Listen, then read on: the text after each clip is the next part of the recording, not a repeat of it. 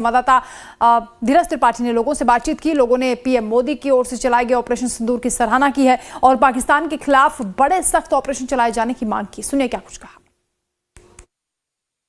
पहलगाम में हुई आतंकी वारदात के बाद देश के प्रधानमंत्री नरेंद्र मोदी के नेतृत्व और उनकी मॉनिटरिंग में ऑपरेशन सिंदूर चलाया गया और आतंकवादियों के ठिकानों को नेस्त नाबूद कर दिया गया और काफी संख्या में आतंकवादियों को मार गिराया गया है। इस कार्रवाई के बाद लगातार पाकिस्तान की तरफ से गोलीबारी हो रही है और तमाम तरह की कार्रवाई भी देखने को मिल रही है।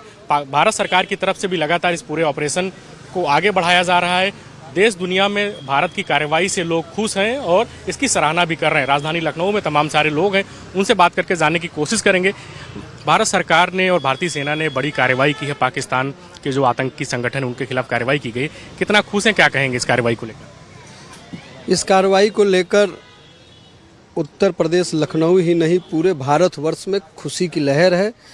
उनको वो वैसा ही जवाब चाह रहे थे, जैसी जनता जवाब चाह रही थी वैसी सरकार ने जवाब दिया है। उन लोगों का खून खौल रहा था पहलगाम की घटना के बाद से। अब जाकर जो है उनका जो खून को है थोड़ी शांति मिली है, लोगों की जो है इच्छा पूर्ति हुई है और उसको लेकर सभी लोग खुश हैं।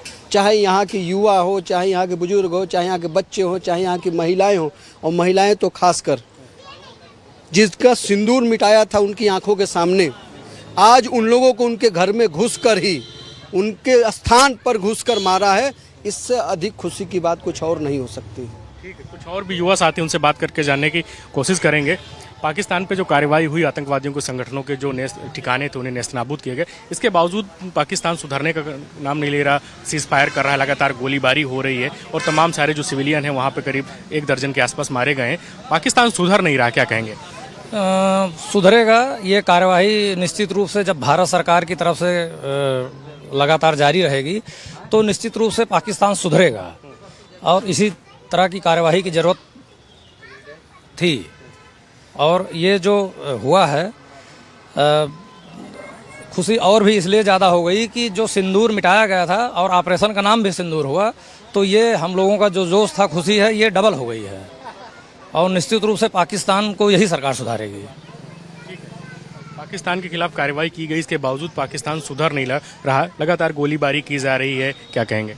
देखिए, पाकिस्तान कभी बाज नहीं आया है अपनी हरकतों से और कहीं ना कहीं पाकिस्तान को पूरी तरीके से जड़ पे ख़त्म कर देनी चाहिए। सरकार से हम लोग के आपके चैनल के माध्यम से अपील है कि पाकिस्तान से आर या पार वाला युद्ध कर लें, उनको पूरी तरीके से ख़त्म करें।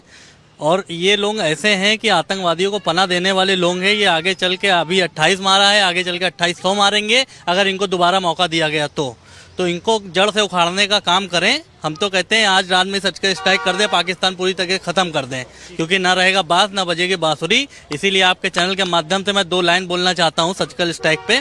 घर में घुसकर मारा है, कब्र तुम्हारी खोदी है, दिल्ली की गद्दी पे जो बैठा बाप तुम्हारा मोदी है।